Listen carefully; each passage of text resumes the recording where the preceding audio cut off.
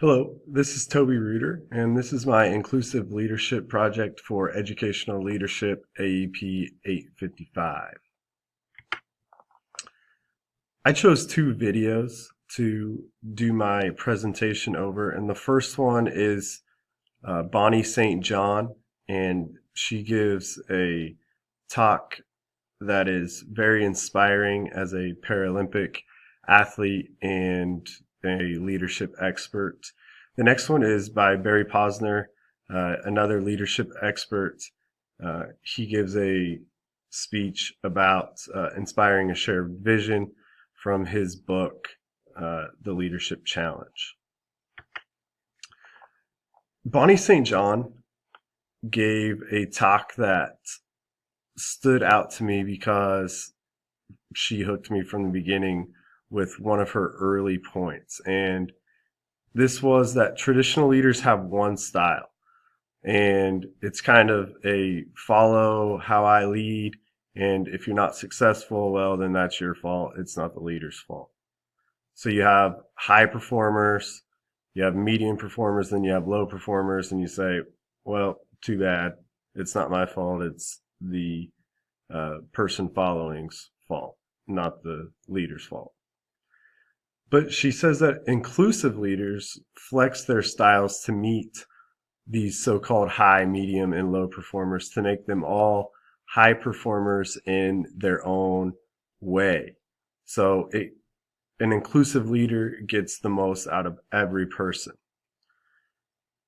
Another interesting point that Bonnie makes is that inclusion is not a natural act.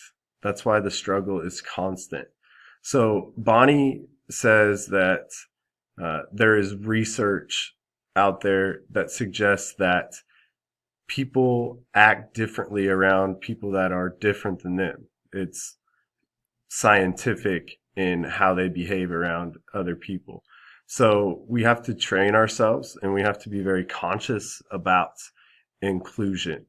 It's not something that just happens. So the conversations we have and the way we talk about it can make it more of a natural act, or to overcome the fact that it isn't a natural act.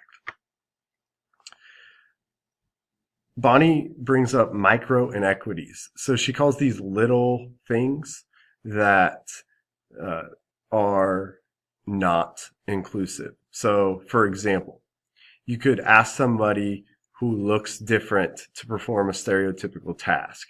This is like asking a woman to take notes at a meeting, or asking a young person in the company or a young person at school to perform a minute task, like saying, hey, go get my coffee, or I need creamer for my coffee, something like that, just because of their age or their gender.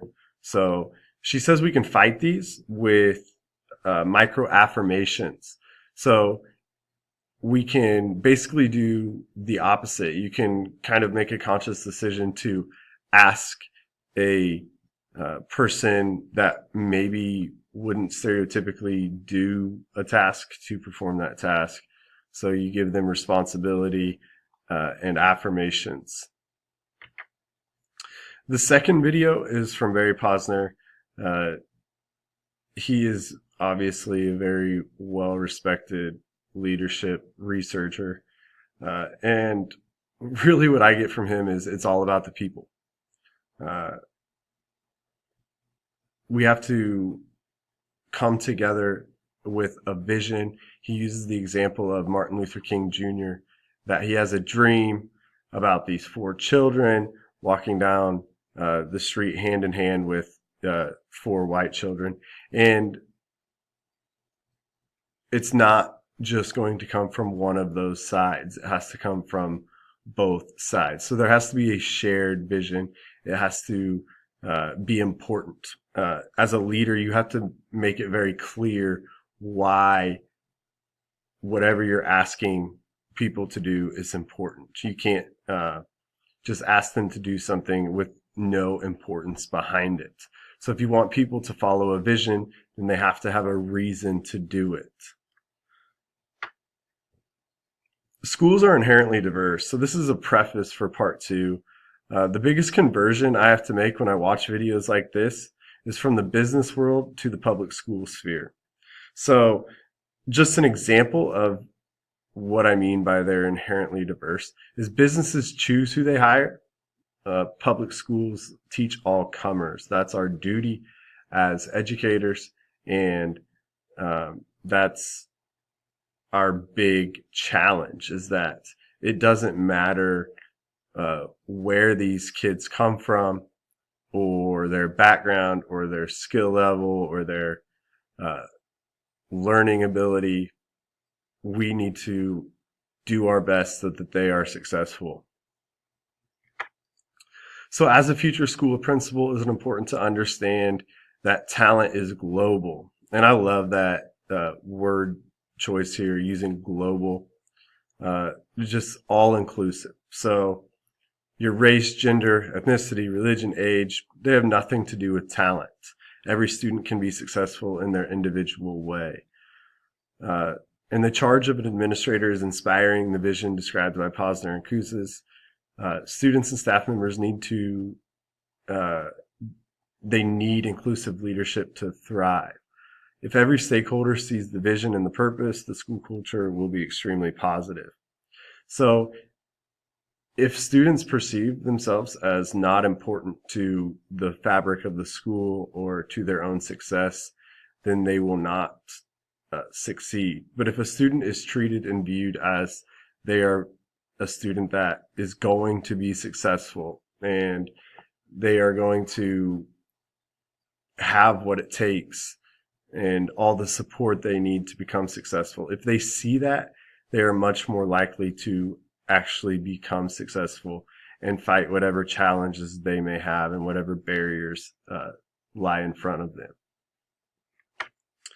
The challenges of being an inclusive leader in a school include the extreme diversity of backgrounds, motivators, and goals that students and staff have. Students all come to school from different homes. Some students may have highly educated parents, while others may not live with their parents at all. So even if a student does live with their parents, that doesn't mean they put a value on education, or maybe there are other issues with economics, anything like that. It doesn't matter where the student comes from. When a student walks in the door to my school, it is important that they're viewed as an individual with the ability to succeed.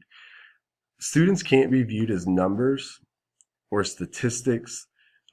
I think they have to see that they are an individual who can succeed as a part of the whole, or as a part of the sum.